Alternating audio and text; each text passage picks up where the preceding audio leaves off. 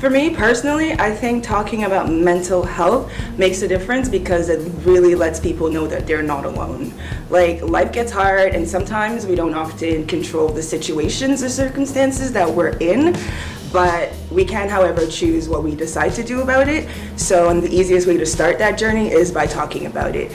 I think when you want to take the step to disclose that you have a mental illness, there's a vulnerability that comes with that, and the fear of judgment, the fear of that negative effects you're going to have from that disclosure. And I think that getting past that, taking that, like it's always seemed to sort of work well for me. As a mom, I think it's important to have the frank conversations with your children because chances are they're having them without you knowing, and they may not feel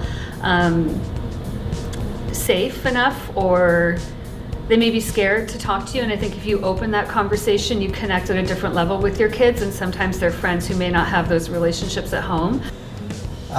There is already a lot of pain and anguish that comes from dealing with mental health issues, and so it sure would be nice not to be judged for it as well, to feel free to speak about it and have a common sense of a goal that we all want to be part of the same thing, which is to experience joy and contentment.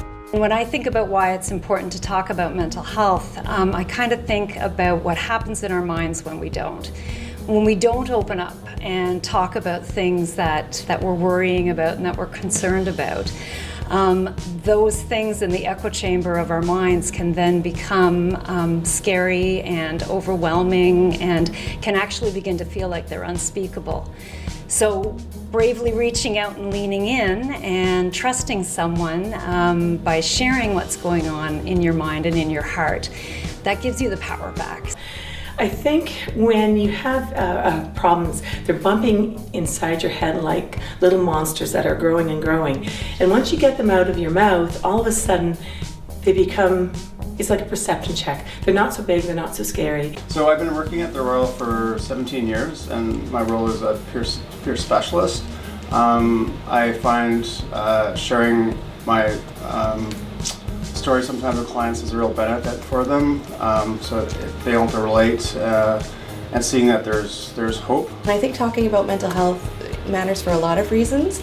I think some of the most important ones is our brains are these fabulous machines that love to retain information, and when we're retaining that information we also want to process and we want to figure things out. So part of talking about it allows our brain a bit of a break. When I tell you about something, my brain no longer has this need to hang on to that information as tightly. Talking about mental health makes a difference for a couple of different reasons, but most importantly, I think it starts a conversation. It helps people ask for help and get help. It makes it okay to talk about, and talking supports people, talking saves lives, talking makes a difference. I mean, I remember the first time that I talked openly. I wrote my story for the Client's Voice newsletter at the Royal, and it was pretty scary, but you know, getting the strength to really talk out there about it was very freeing for me. I think talking about mental health is important right now, specifically because with social media, it's never been so easy to contact so many different people.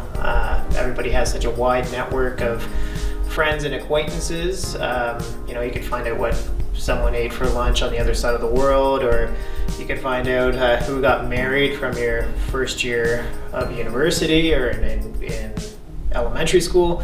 But you could have really close friends and family who are struggling with mental health issues, and that's because the conversations haven't yet been normalized.